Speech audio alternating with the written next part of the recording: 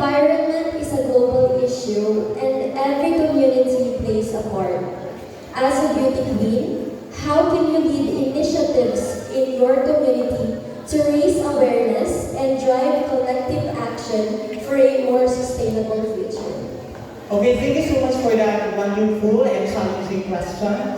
For me, ladies and gentlemen, not only the beauty queen can do. In fact, everyone can contribute. Bakit hindi tayo magtulong-tulong sa simpleng gawa? Sa proper na pagtapon ng ating mga basura. Diba? Lahat tayo ang mag-benefits, tayo din. Kung marunong tayo sa sarili natin, alam natin kung ano ang tama at mali, kung ano ang makakabuti sa ating mundo. Nagsasuffer ang Mother Earth dahil sa atin. So in fact, ang pinakamabuting gawin ay ma-educate ang lahat. Hindi lang kabataan, hindi ang lahat. Ilagay natin sa paaralan ang tamang pag-dispose ng mga basura at tamang pangangalaga ng environment. Dahil tandaan, huli, tayo at tayo ang makikinabang sa magandang mundo. Thank you.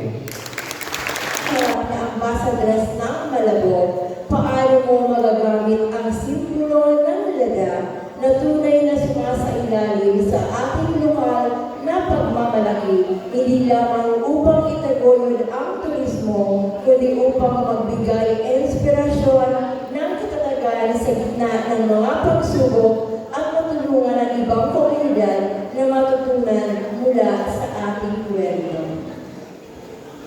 Thank you for that. That's really a kind of beautiful question. Thank you so much. For me, this platform is not just a voice of beauty.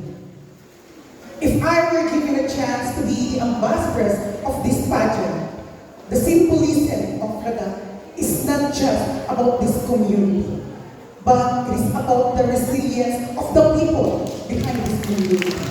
Lagi natin pagkakatandaan, anuman ang karakter ng isang komunidad, maaari natin itong ma-share, maibahagi sa ibang komunidad kung ano ang natatanging galing, ano ang natatanging sekreto sa barangay na ito.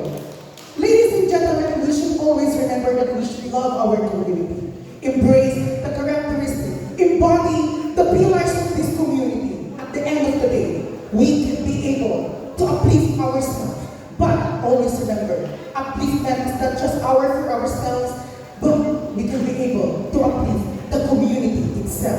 Thank you. LGBTQIA+ community has long struggled for equality and respect. As a candidate, what role do you believe you can play in advocating for the rights, and how can you help dismantle the barriers of discrimination through your platform? What kind of role is just being telling my co-LGBTQ plus community that we should start from us, we should start from within. Because ladies and gentlemen, I believe that acceptance, discrimination, is now, we are accepted by the society. Not fully, but we are accepted. Maging sa school, sa offices, we are accepted. What is wrong is that we, the LGBT, is the one to do bad. That people